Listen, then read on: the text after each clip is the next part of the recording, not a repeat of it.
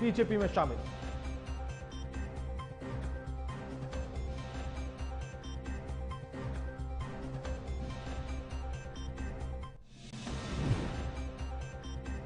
असदुद्दीन ओवैसी के विवादित बोल, कहा मैं नाथूराम के खिलाफ हूं, बाबरी मस्जिद जिंदाबाद बोलूंगा।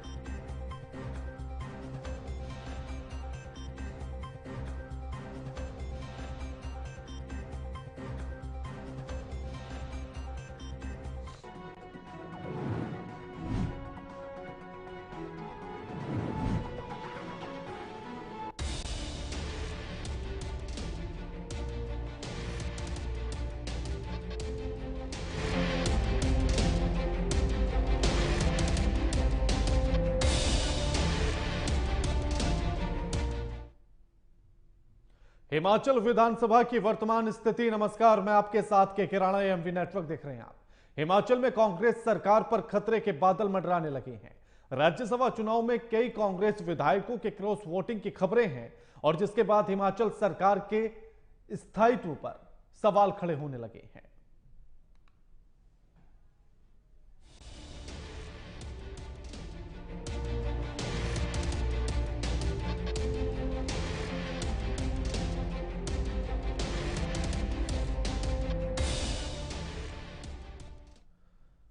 हिमाचल प्रदेश में राज्यसभा की एक सीट के लिए मतदान हुआ। इस चुनाव से संख्या बल के आधार पर कांग्रेस की जीत सुनिश्चित लग रही थी, लेकिन बीजेपी ने हर्ष महाजन को मैदान में उतारा और मुकाबले को दिलचस्प बना दिया।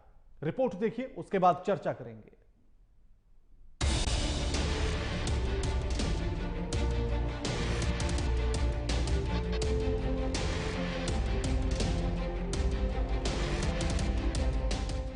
राज्यसभा चुनाव में यूपी से लेकर हिमाचल प्रदेश तक खेला होता नजर आ रहा है। हिमाचल प्रदेश की एक राज्यसभा सीट के चुनाव में अब कांग्रेस के करीब 10 विधायकों के क्रॉस वोटिंग की खबर है। हिमाचल कांग्रेस में गुटबाजी को क्रॉस वोटिंग की मुख्य वजह बताई जा रही है। हिमाचल प्रदेश में कांग्रेस के 2 धड़े हैं।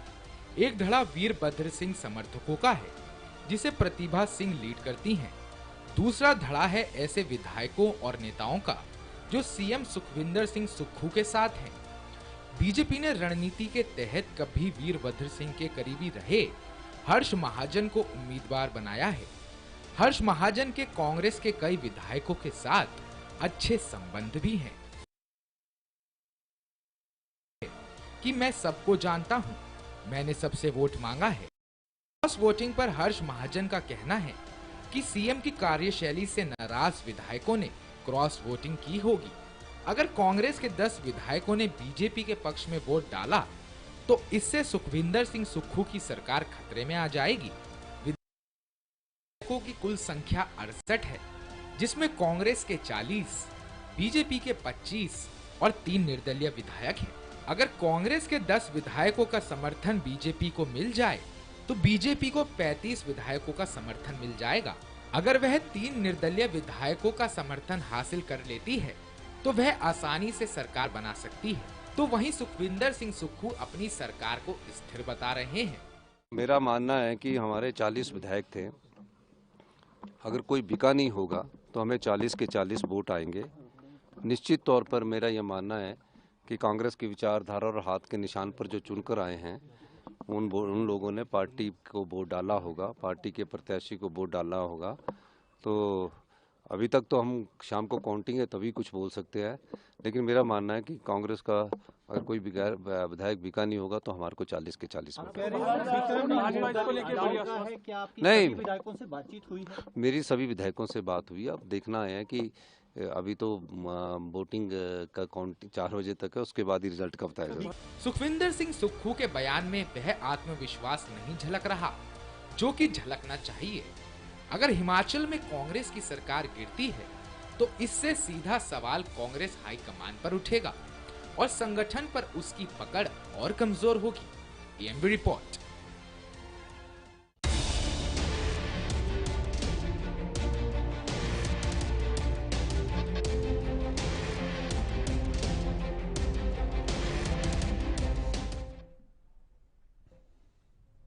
अब ऐसे में अगर हिमाचल प्रदेश का पूरा गणित को समझा जाए तो 68 विधानसभा सीटें, 40 विधायक कांग्रेस के और 25 बीजेपी के और 3 निर्दलीय। अब ऐसे में कांग्रेस का यह दावा है कि 40 तो उसके हैं, 3 निर्दलियों का समर्थन भी है, यानी कि 43।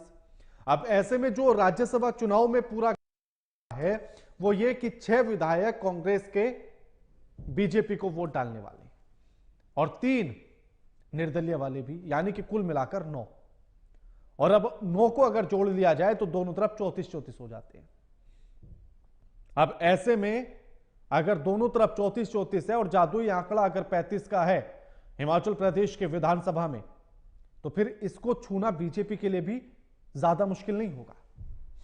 अब हमारे साथ जो मेहमान जुड़े हैं उनका परिचय आपसे करा देते हैं। हमारे साथ कैप्टन आई सिंह भदौरिया जुड़ गए हैं, प्रवक्ता हैं बीजेपी के, और मनीष गुप्ता जुड़ गए हैं, राजनीतिक विश्लेषक हैं। आप दोनों का स्वागत है एमवी नेटवर्क पर। मनीष जी, सबसे पहले विश्लेषण आप ही से करवा लेता हूं कि हिमाचल प्रदेश में जो स्थिति नजर आ रही है और 9 विधायकों के जो क्रॉस वोटिंग की खबरें हैं, क्या सुखविंदर सिंह सुक्खू की सरकार के लिए खतरा है ये? तो अगले 15 दिन तो खतरा नहीं है, क्योंकि जिस तरह की स्थिति है वहां बराबर का खेल है और भारतीय जनता पार्टी का अभी तक का जो इतिहास रहा है वो बराबर के खेल पे ऐसा कोई काम नहीं करेगी। जब तक कि इनको श्योर शॉट विन नहीं नजर आएगी वो कुछ भी ऐसा काम नहीं करेंगे, क्योंकि जैसे ही वो ऐसा करेंगे विपक्ष का उन पर बड़ा हमला होगा, विपक्ष के लोग बड़ा हमला करेंगे। तो कम से कम 3 विधायक अगर और आ जाए तो जाके बीजेपी हिमाचल में सरकार बदलेगी। लेकिन ये तो हम समझ लें, अगर सरकार जिसकी होती है कहीं ना कहीं चुनाव में इसको प्रशासन का एडवांटेज तो मिलता ही मिलता है। जनता को भी ये फील आता है कि यहाँ भी डबल इंजन की सरकार हो गई है। तो मैं समझता हूँ भाजपा ये अच्छा होगा अगर सरकार बदल जाए और अगर उनके ये तय है कि कौन मुख्यमंत्री बनेगा, किसके मंत्री पद रहेंगे, लेकिन कम से कम 2 से 3 विधायक अभी और चाहिए, तब जाके सरकार गिराने का, सरकार बदलने का कोई प्लान भाजपा लेगी, उससे पहले नहीं लेगी, पहली बात। दूसरी बात, हमें राणा साहब ये भी समझ लेना चाहिए कि इस समय सरकार का, जो भारतीय जनता पार्टी सरकार का, उसका इरादा सरकारों पे नहीं है, उनका बड़ा इरादा राज्यसभा की सीटों पर है जी। क्योंकि जो बंदा आज चला गया वो 6 साल के लिए गया, यानी ये टर्म और अगले टर्म में भी 1 साल, ये 6 साल जब काम होगा तो बड़े बड़े जब फैसले लेने होंगे सरकार को, तो ये राज्यसभा के सदस्य बहुत काम आएंगे। इसलिए इनका जो विजन है वो लॉन्ग टर्म प्लान है। मैं समझता हूं कि हमें उस प्लान की तरफ देखने की जरूरत है। हिमाचल में सरकार बनाना एक बहुत छोटा सा काम है जो आने वाले समय में कभी भी किया जा सकता है। अभी होगा या नहीं होगा भविष्य के गर्त में है, लेकिन मुझे अभी हाल फिलहाल इसकी कोई संभावना नजर नहीं आ रही है। ठीक है भदौरिया साहब, क्या राज्यसभा चुनाव की आड़ में हिमाचल प्रदेश में ऑपरेशन लोटस हो गया है? जी, भारतीय जनता पार्टी का ऐसा कोई विजन नहीं होता कि हम कोई कहीं खेला करें। ये है कि एक तरफ राष्ट्र निर्माण है और एक तरफ परिवार निर्माण है। अब परिवार निर्माण और राष्ट्र निर्माण में दोनों में बहुत जमीन आसमान का फर्क है। तो जो देकर राष्ट्र निर्माण से ठीक है, कुछ कारणवश दूसरी पार्टियों में वो है, वहां से विधायक भी बन गए, मगर वो राष्ट्र के प्रति अपना प्रेम जरूर रखते हैं। तो जब उनको वो सोचते हैं कि हम आए थे राजनीति में राष्ट्र निर्माण के लिए, देश की प्रदेश की सेवा करने के लिए, मगर यहाँ तो सिर्फ एक परिवार की सेवा हो रही है, राष्ट्र निर्माण के साथ कोई कार्य नहीं हो रहा है। राष्ट्र निर्माण के साथ तो जो है ना गालियां दी जा रही हैं, जैसे देश में प्रभु राम हमारे देश की आस्था है, आज उनको नकारा जा रहा है। तो फिर जहां इस तरह के राष्ट्र निर्माण वाले, राष्ट्र के हित की बात करने वाले विधायक होते हैं तो उन्हें वाकई में आघात पहुंचता है। तो फिर ऐसी पार्टियों के साथ वो कहीं ना कहीं रहने की इच्छुक नहीं रहते हैं और वो सोचते हैं कि यहाँ से किस तरह से निकला जाए। तो उसी में है, बाकी भारतीय जनता पार्टी का ऐसा कोई विजन नहीं होता। और यह बात जरूर है कि जो भी देश नहीं, ये तो होता है नहीं होता है वाली बात हुई भदौरिया साहब, लेकिन मैं तो ये पूछना चाह रहा हूं कि क्या वहां ऑपरेशन लोटस हो रहा है? नहीं, ऐसा तो कुछ भी नहीं है केके जी, ना कोई नहीं। वहीं के पूर्व मुख्यमंत्री ये कह रहे हैं कि अल्पमत में आ गई है, इस्तीफा दे देना चाहिए सुखविंदर सिंह सुक्खू को। नहीं तो वो इसलिए कह रहा है कि जब उनके खुद ही विधायक छोड़ के चले गए और जब उनका बहुमत रहेगा ही नहीं तो इस्तीफा देना ही पड़ेगा। इसमें लोटस का कोई लेना देना नहीं है। अभी मानो जिसकी सरकार है उनकी सुखविंदर की, और उनके विधायक उन्हें छोड़ के चले जाए तो उनकी सरकार तो अलग में आएगी आएगी। अब इसमें बीजेपी का लोटस कहां से आ गया? ठीक है मनीष जी, बिल्कुल बिल्कुल बिल्कुल मनीष जी, भले से ही अपने शब्दों से भदौरिया साहब उन बातों को नहीं कह पा रहे हैं, लेकिन उनकी हंसी और उसके भीतर से निकलने वाली खुशी सब कुछ बयां कर रही है।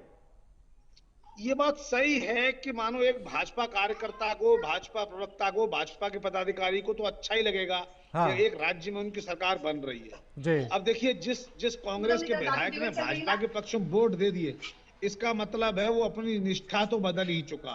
अब वो कांग्रेस का रह तो नहीं गया और कांग्रेस में भी उसको सम्मान तो मिलेगा नहीं। अब ऐसे में जब भाजपा और कांग्रेस बराबर बराबर हो जाएं तो जाहिर है हर मिलने जुलने वाला उसी तरह की बात करें, क्यों ना हम इसको सरकार को बदल लें। देखिए ऐसे होता है राणा साहब, मानो आप किसी फ्लैट में रहते हैं और आपको एक बराबर वाले बड़े फ्लैट की जरूरत है और वहां के बराबर वाले फ्लैट वाले ने आपको फ्लैट रहने को दे दिया और ये कह दिया आधा तुम रख लो इसे, तो मन करता है यार पूरा ही रख ले, इसका जो खर्चा पानी है हम दे दें तो फ्री हो जाए मामला। तो मैं समझता हूँ आई भदौरिया जी की स्थिति भी ऐसी है, अगर मिल जाए तो क्या बुरा है। हालांकि इन सबको लेने में अपनी इज्जत बचा के रखने वाली बात है कि कोई गलत काम ना हो, विपक्ष कोई बड़े आरोप ना लगा सके, ये बड़ी समझदारी की बात है। कैसे आने वाले नेताओं को संतुष्ट किया जाएगा, कैसे नए विधायकों को और अपने पुराने भाजपा के पुराने कार्यकर्ताओं को कैसे संतुष्ट किया जाएगा, अगर जब बन जाता है तो सरकार बदलना कोई बड़ा बात नहीं है। लेकिन जिस तरीके से चुनावों का समय है तो भाजपा के लिए सरकार बदलना उचित तो है, लेकिन इस समय अनड्यू विपक्ष का आरोप लेने की कोई इंटेंट बीजेपी नहीं रखती है। तो मैं समझता हूं अभी 50-50 है, कुछ भी हो सकता है, इधर भी हो सकता है उधर भी हो सकता है। क्या ये नुकसान इसी चीज का है कि हिमाचल प्रदेश में जो कांग्रेस के दो धड़े हैं, जिनमें से एक को लीड कर रही है प्रतिभा सिंह और दूसरे है सुखविंदर सिंह सुक्खू, तो क्या ये उन दो धड़ों का नतीजा है? मनीष जी देखिए ऐसा होता है राणा साहब, जब आदमी अपने घर में ही दुखी होता है, एक मैरिड आदमी तभी कहीं बाहर जाके इधर उधर ताकता है जब वो अपने घर में कोई प्रसन्नता संतुष्टि नहीं पा पाता है। मैं समझता हूं उनकी खुद की परेशानी यही है। तो जब उन्हें लगता है कि हम इनके ग्रुपों में गुटबाजी में इस तरह इतने फंसे हुए हैं कि हमें कोई रास्ता नहीं मिल रहा है, ऐसे में भारतीय जनता पार्टी अगर उन्हें कुछ उन्हें ऑफर देती है, उनको पार्टी में बड़ा पद देने का बात करती है, उनको सत्ता में भागीदारी का भरोसा दिलाती है, तो कहीं ना कहीं मन बदल जाता है और लगता है या कहीं ऐसा हो कोई पुराना भाजपा कार्यकर्ता हो, मन बदलने की वजह से या विचारधारा की वजह से वो पार्टी छोड़ के चला गया हो, अब कहता है ठीक है मेरी पार्टी ठीक है, मैं इधर आ जाऊंगा तो मैं अपने क्षेत्र का ज्यादा बेहतर विकास कर पाऊंगा, क्योंकि डबल इंजन की सरकार होगी। ऐसे भी कारण हो सकते हैं, ऐसे कई कारण हैं जिनकी वजह से मामले में परिवर्तन आ पाता है। बिल्कुल, हमारे साथ मोहिंद्र प्रकाश भी जुड़ गए हैं, नेता है कांग्रेस के। स्वागत है आपका मोहिंद्र जी एएमवी नेटवर्क पर। मोहिंद्र जी, क्या ये उन दो धड़ों में बंटने का कांग्रेस का नतीजा है और ये कांग्रेस पार्टी का क्या वही नुकसान है जो 6 विधायक क्रॉस वोटिंग करने जा रहे हैं, आपके यहाँ कर रहे हैं? देखिए जनाब, मैं अपने राजनीतिक विशेषज्ञों को सुन रहा था, मतलब पूरे हिंदुस्तान को बाजार बना दिया है और पब्लिक को लाचार। आप वोट नहीं देना चाहते बीजेपी को, आप दूसरे उम्मीदवारों को जिताते हैं, लेकिन क्या करता, उनको बाजार में खरीदने के लिए ये फिर पहुंच जाते हैं। मेरी एक ही विनती है आपसे, ये बताइए चंडीगढ़ मॉडल, कर्नाटक मॉडल पिछली बार का, मेघालय का मॉडल, ये हिंदुस्तान में जो मंडी बना रखी है इन्होंने, और मंडी के लिए चक्कू, पिस्तौल, पैसा और ना जाने क्या। और मेरे साथी मनीष जी ने बड़ी अच्छी बात कही कि जब घर में पति परेशान होता है तो बाहर मुंह मारता है। ये मोदी जी के लिए कह रहे हैं क्या? ये किसके लिए कहना चाहते हैं? ये जो दूसरे पार्टियों के आदमियों को बुलाना। मोहिंदर जी मेरा सवाल दूसरा था। कहना चाहते हैं मनीष जी? मोहिंदर जी मेरा सवाल दूसरा था। मेरा सवाल तो ये था कि अगर 6 विधायक आपके क्रॉस वोटिंग करते हैं तो ये कांग्रेस का दो धड़ों में बंट जाना हिमाचल प्रदेश के भीतर क्या उसका नतीजा है? देखिए, दो बातें हैं, इसके दो पहलू हैं। पहला पहलू लोकतंत्र है कि पार्टी में आंतरिक लोकतंत्र है, ग्रुपबाजी हर पार्टी में होती है। पहले बीजेपी में भी हुआ करती थी। जब से मोदी जी की डिक्टेटरशिप आई है, सबको पता है कि अगर मुंह खोलेंगे तो जेल का रास्ता है। जेब घर में पैसे मिलेंगे, वो जो ईडी लेके आते हैं, और उसके बाद इनकम टैक्स और सीबीआई न जाने कहां पहुंचा देगी। तो विद्रोह इसलिए नहीं होता। कांग्रेस में जो है गुटबाजी, लोकतंत्र, आप कितने चीफ मिनिस्टर बनाएंगे ये बताइए?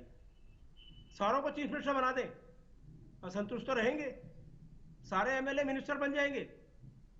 आप किसी ना कहीं तो लोकतंत्र को कहीं बचाइए।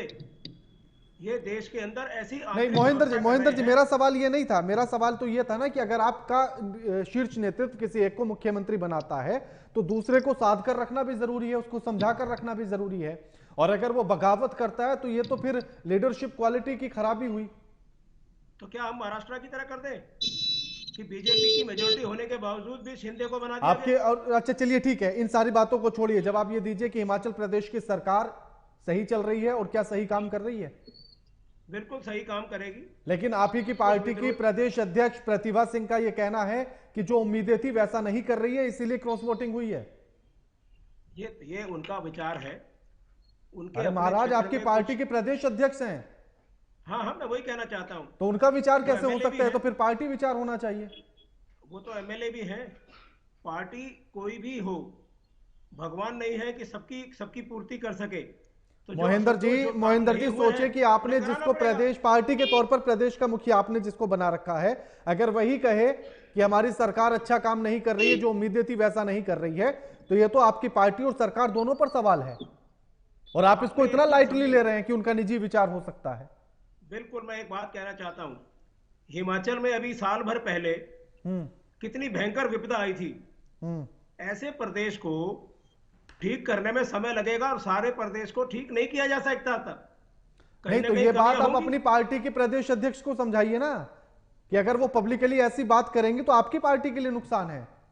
देखिए, अगर उन्होंने कहा है तो उसका मतलब पार्टी गिराना, अपने कैंडिडेट को हरवाना नहीं है।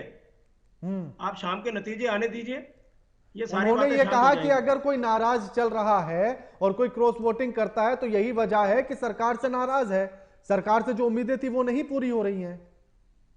तो जो बीजेपी के विधायक छोड़ के गए हैं कर्नाटक में, क्या वो भी मोदी जी से नाराज है?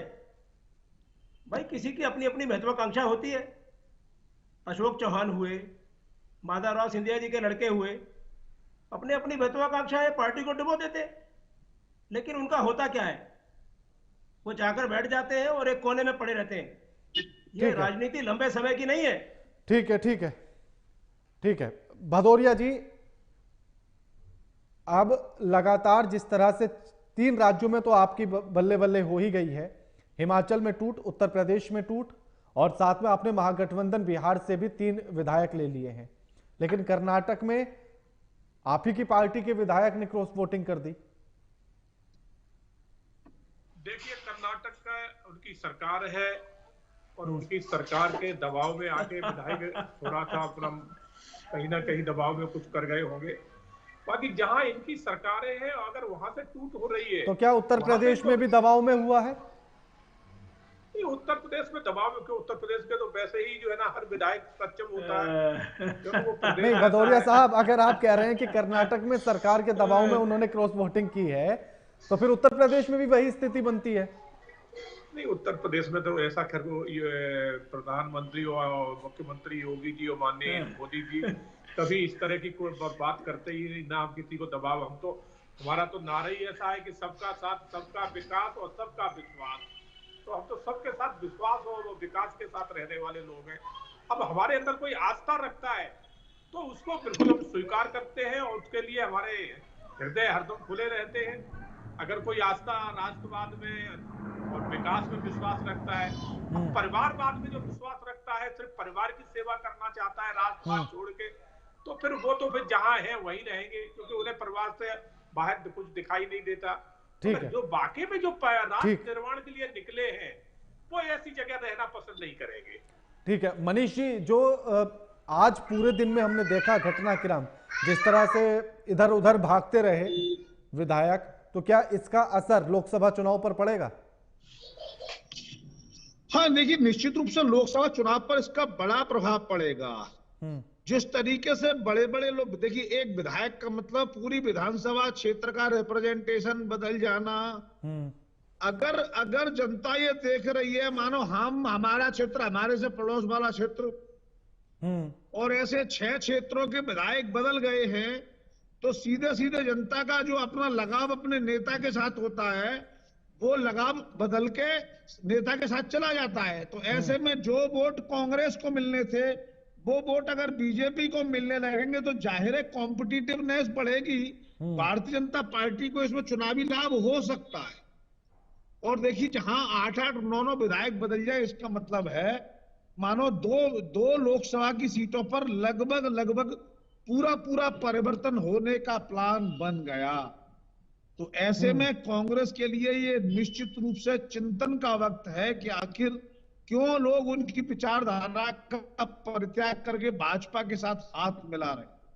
और बिल्कुल मनीष जी, एक सवाल ये भी कि मनीष जी, एक सवाल ये भी कि हिमाचल प्रदेश की अगर प्रदेश अध्यक्षा ये कहती हैं कि हमारी सरकार ने उतनी जो उम्मीदें थी उतना काम नहीं कर पाई, इसीलिए क्रॉस वोटिंग के लिए मजबूर है विधायक, तो ये तो अपनी सरकार पर सवाल है, और जबकि उसी सरकार में मंत्री उनके खुद के बेटे भी हैं।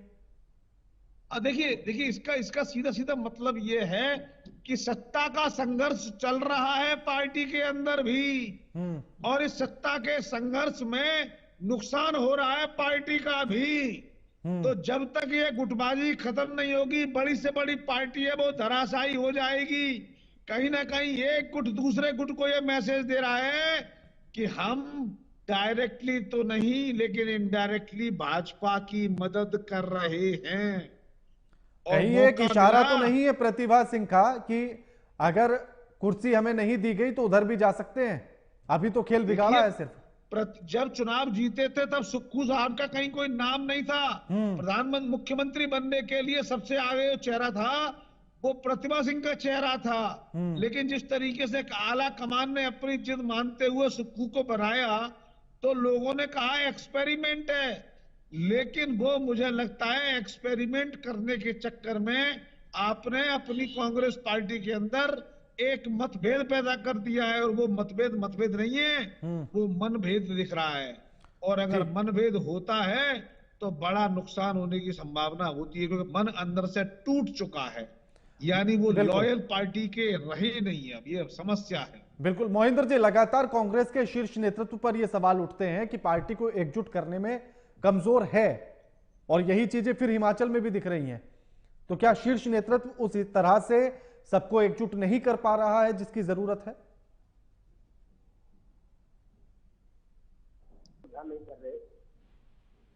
जो प्रतिभा सिंह जी हैं वो वीर बहादुर सिंह जी की मिसेज हैं, और उनके बेटे विक्रमादित्य, अगर उनको चीफ मिनिस्टर बनाया गया होता तो ये गला फाड़कर प्रधानमंत्री से लेके बीजेपी का छोटे से छोटा कार्यकर्ता चिल्ला रहा है परिवारवाद परिवारवाद परिवारवाद, तो क्या वो चिल्लाना बंद कर देते? पार्टी किसी चीज को अगर बनाती है या किसी मुद्दे को उठाती है, किसी को चीफ मिनिस्टर बनाती है, तो ओवरऑल सिचुएशन देखकर बनाती है। बीजेपी ने जो ये भगदड़ मचा रखी है, यकीन जानिए सुप्रीम कोर्ट ने इलेक्ट्रल बॉन्ड्स के ऊपर क्या हल्ला मचाया, इन्होंने करप्शन को लीगलाइज कर दिया। नहीं मोहिंदर जी, मेरा सवाल वो नहीं है। अगर बीजेपी आपको टारगेट करती भी है और आपने अगर ये एक्सपेरिमेंट किया भी है, तो क्या आप अपने कार्यकर्ताओं को या अपने बड़े नेताओं को ये समझाने में असफल रहे कि अभी डगर बड़ी मुश्किल है, फूंक फूंक कर कदम रखना होगा? आप मुझे ये बताइए, ये तो राज्यसभा का इलेक्शन आज आ गया, तो साल भर पहले क्यों नहीं तोड़े ये लोगों ने? ये राज्यसभा में जीतने के लिए और 2024 के इलेक्शन के लिए माहौल बनाया जा रहा है कि पूरे देश में भगदड़ मची है।